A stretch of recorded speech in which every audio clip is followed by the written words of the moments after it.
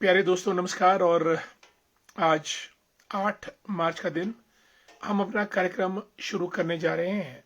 आज की बात आपके साथ दोस्तों, ये कार्यक्रम प्रतिदिन रात्रि 8 बजे आपके लिए विशेष रूप से तैयार किया जाता है और इस कार्यक्रम में भिन्न भिन्न विषयों पे आपसे बात होती है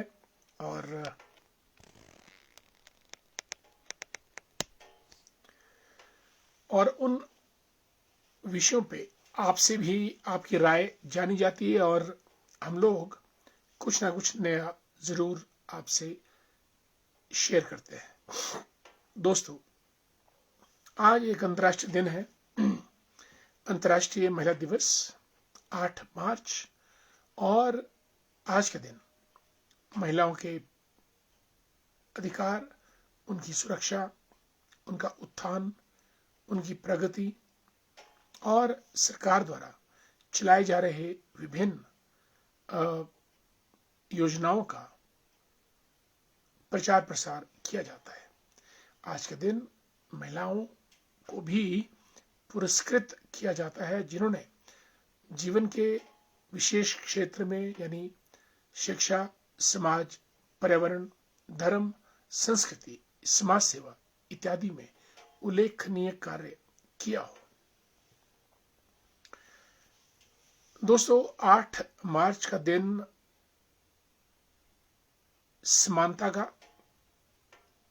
और महिलाओं को भी बराबर की अपॉर्चुनिटीज या फिर उनको प्लेटफॉर्म मिले ताकि समाज के लिए वो भी अपना कंट्रीब्यूशन कर सकें।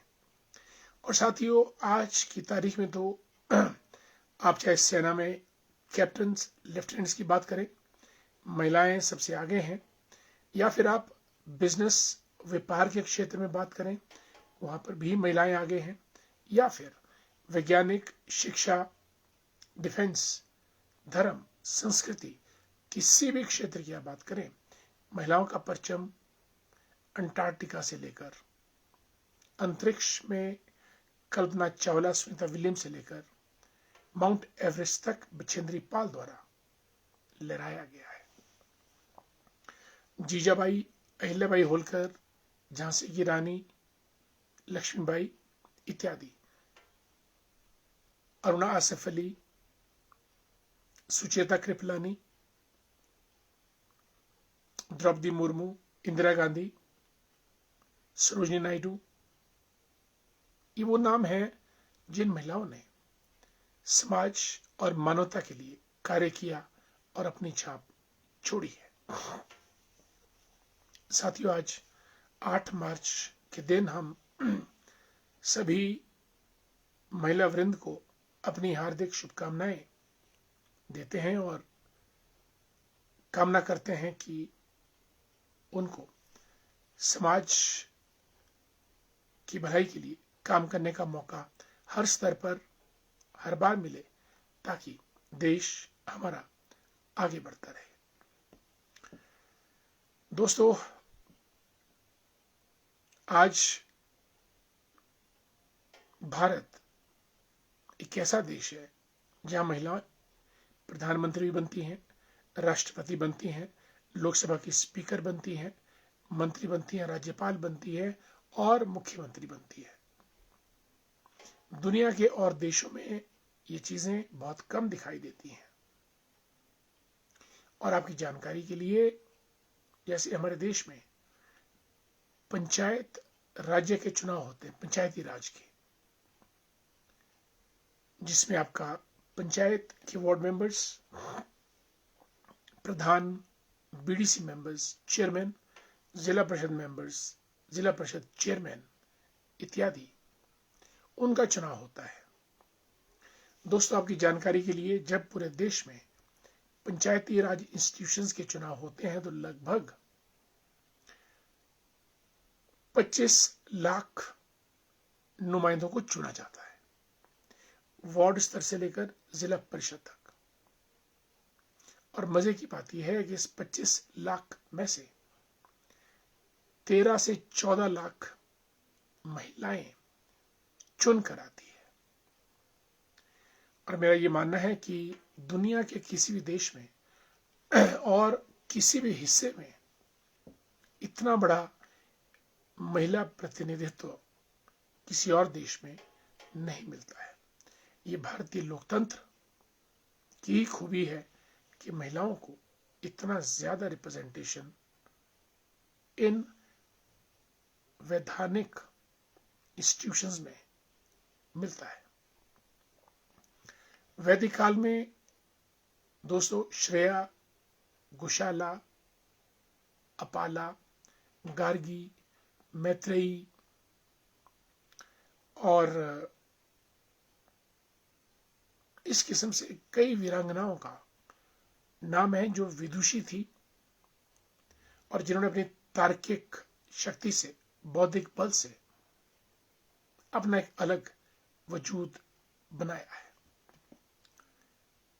हमारे शास्त्र में लिखा है कि यत्र नायस्तु पूजन्ते रमन्ति तत्र देवता, अर्थात जहां पर नारी की पूजा होती है, आप ये मानिए कि देवता लोग वहीं निवास करते हैं। सीता के बिना राम नहीं, पार्वती के बिना शिव नहीं, और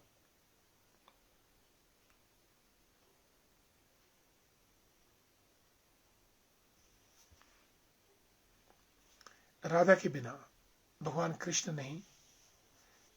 यानी ये सब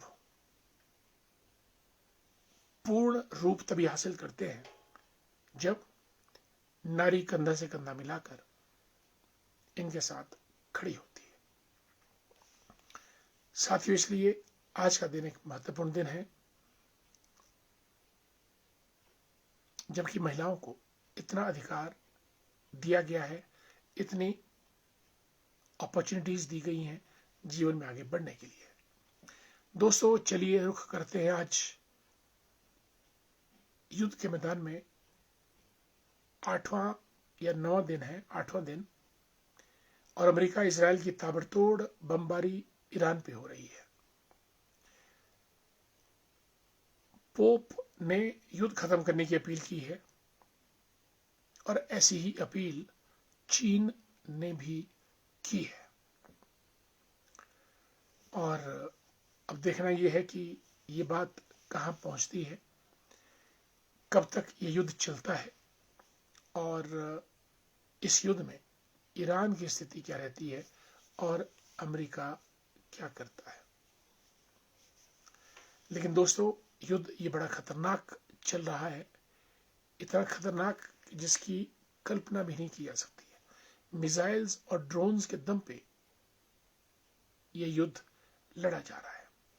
जैसा हमने बार बार अपने कार्यक्रम में कहा कि युद्ध में कोई जीतता नहीं है, केवल इंसानियत और ह्यूमैनिटी, मनुष्यता हारती है। और हार मनुष्य की होती है। इसलिए युद्ध किसी भी समस्या का कोई समाधान नहीं हो सकता है। साथियों, इस वक्त T20 वर्ल्ड कप का final match India versus New Zealand Narendra Modi stadium Ahmedabad में चल रहा है। न्यूजीलैंड इस वक्त 2 विकेटें गंवाकर 32 रन पे खड़ा है 3.1 ओवर में, और ये T20 वर्ल्ड कप का फाइनल मुकाबला है और हम चाहते हैं कि भारत जीते। भारत खेल चुका है, न्यूजीलैंड का दूसरा विकेट गिर चुका है और बड़ी जोरदार कशमकश कार्यक्रम हो रहा है। चलिए, मित्रों का स्वागत कर दें। नंदलाल भंडारी जी, गुड इवनिंग, नमस्कार। और मदनलाल चंदेल जी मंढोर घाट से हमारे मित्र, धैर्य भंडारी द्रोगड़ा से गुड इवनिंग। अमर नयन शर्मा जी हमारे मित्र जुड़ चुके हैं। बेहतरीन शख्सियत के स्वामी हैं अमर नयन शर्मा जी। और कोटगढ़ शतला से मंजीत चौहान जी, नरेंद्र भारद्वाज जी को नमस्कार। कांगल से वेद वर्मा जी, कोटगढ़ से मोनिका भारद्वाज, रोडू से कैलाश साहब, और प्रोफेसर यशवंत गुप्ता मंडी से जुड़ चुके हैं।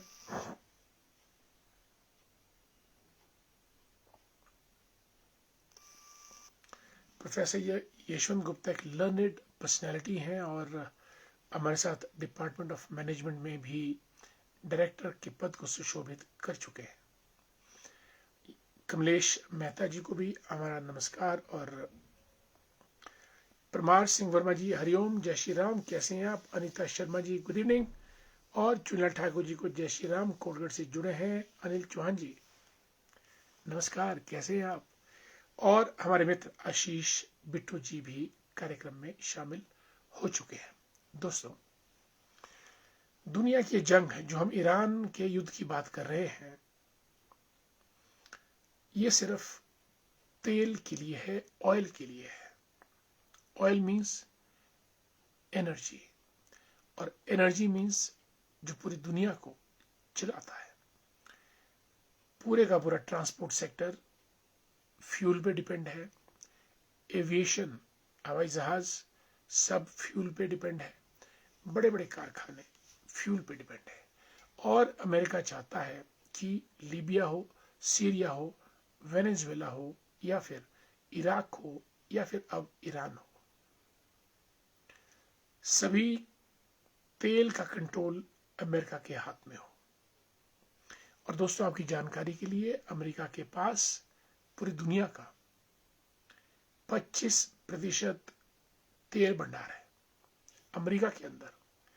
लेकिन मजे की बात यह है कि अमेरिका ने अभी तक अपने युद्ध के भंडार इस्तेमाल करने शुरू नहीं किए हैं। उसका वो ऑयल रिजर्व है। लेकिन जो भी ऑयल अमेरिका यूज करता है, वो इन्हीं कंट्रीज के दम पे, जहां पे वो जबरन कंट्रोल कर देता है ऑयल फील्ड को। दोस्तों, आयतुल्लाह खमैनी को अमेरिका ने मारा और अब ईरान को नया लीडर इलेक्ट कर रहा है उनकी जगह। लेकिन अमेरिका ने थ्रेट कर दिया है कि भाई, जो भी नया लीडर बनेगा, अगर मेरी मंजूरी नहीं होगी, मेरी सहमति नहीं हुई, तो मैं उस लीडर को भी मार दूंगा और वो ज्यादा दिनों तक नहीं टिकेगा। बड़ी हैरानी वाली बात है। और ईरान ने पलटवार किया है कि ट्रंप चाहे कुछ भी बोले, अमेरिका चाहे कुछ भी बोले, ईरान का एक एक आदमी अंतिम सांस तक ईरानियों के लिए लड़ता रहेगा। और मिडिल ईस्ट में इजराइल अपना स्वार्थ सिद्ध करने के लिए अमेरिका के गले में हाथ डालते हुए अमेरिका के दम पे अटैक कर रहा है। और ईरान जहां जहां भी अमेरिका के बेस है, कतार में, यूनाइटेड अरब एमिरेट्स में, जॉर्डन में, बहरीन में, जहां भी है, वो उनको अटैक कर रहा है। और ईरान जो है वो पूरा मुकाबला अमेरिका का कर रहा है। अब इसको ट्रंप की दादागिरी कहें या ईरान का कट्टरपंथ, सजा तो भुगतनी ही पड़ती है। और ऐसा ही अब मिडिल ईस्ट में हो रहा है। लेकिन चलते, इस युद्ध के चलते तेल की प्राइसेस बहुत ऊंचे हो जाएंगे। रसोई गैस के प्राइसेस तो बढ़ ही चुके हैं और अन्य क्षेत्रों में भी इसका प्रभाव पड़ेगा। वहां पर भी प्राइसेस बढ़ेंगे और आम आदमी को, आम जनता को इसका खमियाजा भुगतना पड़ेगा। रणधीर जसवाल जी रामपुर से जुड़ चुके हैं, नमस्कार, कैसे हैं आप? पुष्पा शर्मा जी जुड़ी हैं मजूर से, जय श्री राम, कैसी हैं पुष्पा जी आप? और सतीश जी भी फागला से हमारे मित्र जुड़ चुके हैं कार्यक्रम में। दोस्तों, भारत शांति प्रिय लोकतांत्रिक देश है और भारत का हमेशा ये प्रयास रहता है कि शांति व्यवस्था कायम रहे और युद्ध के मैदान में किसी को भी ना जाना पड़े। लेकिन भारत के पड़ोस में दो देश ऐसे हैं, चीन और पाकिस्तान, जो हमेशा भारत को प्रोवोक करते रहते हैं और चाहते हैं कि भारत के साथ युद्ध होता रहे और भारत को किसी न किसी तरीके से युद्ध के मैदान में खींचा जाए। फिर भी भारत ने आज तक 1948 में पाकिस्तान के साथ, 1962 में चीन के साथ, 1965 में फिर से पाकिस्तान के साथ, 71 में फिर पाकिस्तान और 91 में पाकिस्तान, 99 में पाकिस्तान के साथ कारगिल युद्ध, ये सब युद्ध भारत लड़ चुका है और चीन को छोड़कर हमेशा पाकिस्तान से उसने युद्ध जीता है। साथियों, न्यूजीलैंड का तीसरा विकेट गिर चुका है। This is the latest update. और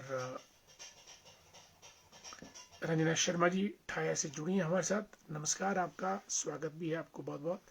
और महेंद्र भारद्वाज जी हमारे मित्र, जय श्री राम।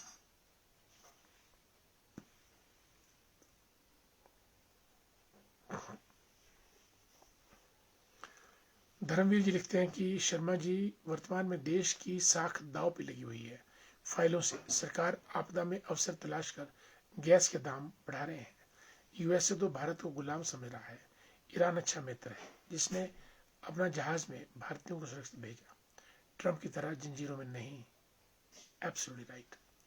ट्रंप की दादागिरी है, और ट्रंप की दादागिरी ये उसकी वेल्थ, साइंटिफिक पावर और डिफेंस शक्ति के दम पे ट्रंप पूरी दुनिया को डरा रहा है और पूरी की पूरी दादागिरी कर रहा है।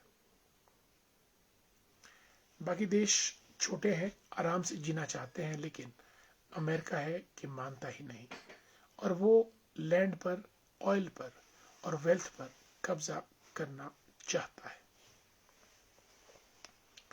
भारत को अपनी विदेश नीति को बड़े ढंग से कैलिब्रेट, क्राफ्ट करना पड़ेगा, ताकि आने वाले समय में जो हमारा देश है वो किसी झंझट में ना पड़ सके।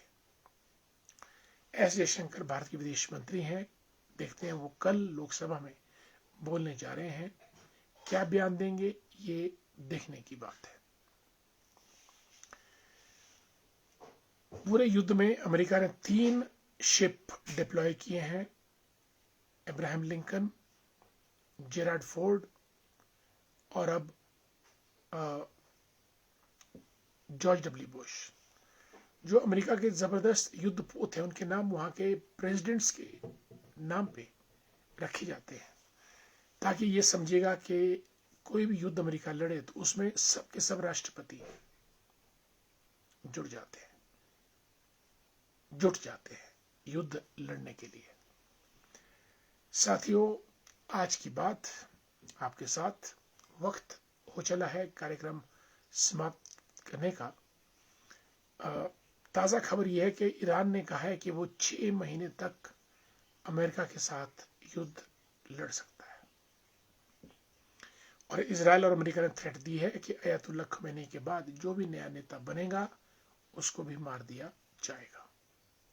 बड़ा अजब गजब खेल है ये युद्ध का, कहां जाके रुकेगा ईश्वर जाने। दोस्तों, कार्यक्रम समाप्त होने को है और हमारे मित्र हंसराज खिमटा जी भी कार्यक्रम में आ चुके हैं। आपको हमारा नमस्कार और आपका बहुत बहुत स्वागत। दोस्तों, मुझे डॉक्टर प्रमोद शर्मा को कार्यक्रम समाप्त करने की अनुमति दीजिएगा। 9:30 बज चुके हैं। कल हम और किन्हीं नए विषयों के साथ आप सबसे मुलाकात करेंगे। तब तक के लिए जय हिंद, जय भारत, जय हिमाचल। नमस्कार।